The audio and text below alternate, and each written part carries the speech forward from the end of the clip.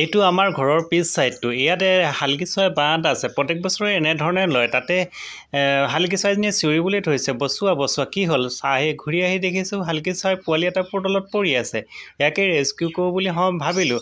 এতিয়া ইয়াক বাঁহটোত তুলি তাক সহায় কৰিব লাগিব। মানুহে আমি বেলেগৰ পৰা সহায় নিবিচাৰোঁ জানো? সকলোৱে সকলোৰ বাবে সহায় বৰ প্ৰয়োজন হয়। সেয়েহে ময়ো শালিকি চৰাই পোৱালিটোক সহায় কৰিলোঁ। সহায় কৰিবলৈ গৈ মই তাৰপিছত এতিয়া ইয়াত দেখিছেনে, একেবাৰে টিংপাতৰ তলতে আছে। বহুত গৰম পৰিছে। গৰমৰ কাৰণে কেনেকৈ ধৰণে যে ইমান টিঙৰ তলতে আছে। কালি যে 34 ডিগ্ৰী গৰম হৈছিলে, ইমান গৰমতো টিঙৰ তলতে এনেকৈ আছে। মানুহ হ'লে মৰি থাকিলেহেঁতেন। কিন্তু মই সেই সহায় কৰোঁ বুলি টকোপাত এখিলা কাটিলোঁ।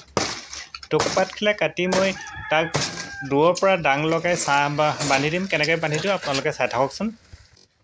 এয়া যে টকোপাত দেখিছে, ই বৰ কমফৰ্টেবল।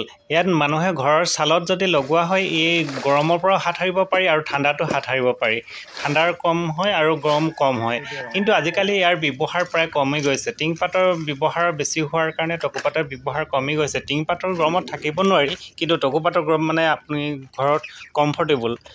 তাকে টকোপাত দুখিলা মই যদি টিঙৰ ওপৰত পেলাই দিওঁ, তেতিয়া শালিকি চৰাইকেইটা নিশ্চয় ৰক্ষা পৰিব। তাকে কৰিবলৈ গৈছোঁ, এনেধৰণে বান্ধি দিছোঁ ওপৰত।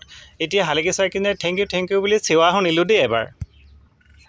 জীৱ জন্তুৱে হওক বা চৰাই চিৰিকটিয়ে হওক, সহায় কৰি বহুত ভাল পাওঁ। আপোনালোকে কৰি চাবচোন, ইয়াৰ পৰা বহুত আনন্দ পোৱা যায়।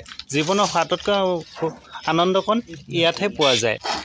যি হ'লেও আমি মানুহবোৰ কিন্তু 1 নম্বৰ হাৰামী, যাৰ বাবে আমি পৃথিৱীখন ধ্বংস কৰি পেলাইছোঁ। গছ গছনি চৰাই চিৰিকটি এফালৰ পৰা ধ্বংস কৰি আমি অকল মানুহৰ বাবে চিন্তা কৰি মানুহে জীয়াই থাকিবলৈ ইচ্ছা কৰোঁ। আৰু সেইকাৰণে যাৰ কাৰণে এতিয়া সূৰ্য দেৱতাই 100% পাৱাৰটো এৰি দিছে, যাৰ বাবে আমি আৰু 10 বছৰ পিছত মানুহৰ অৱস্থা কি হ'ব ঠিকনা নাই। আজিলৈ আহিছোঁ, বাই বাই।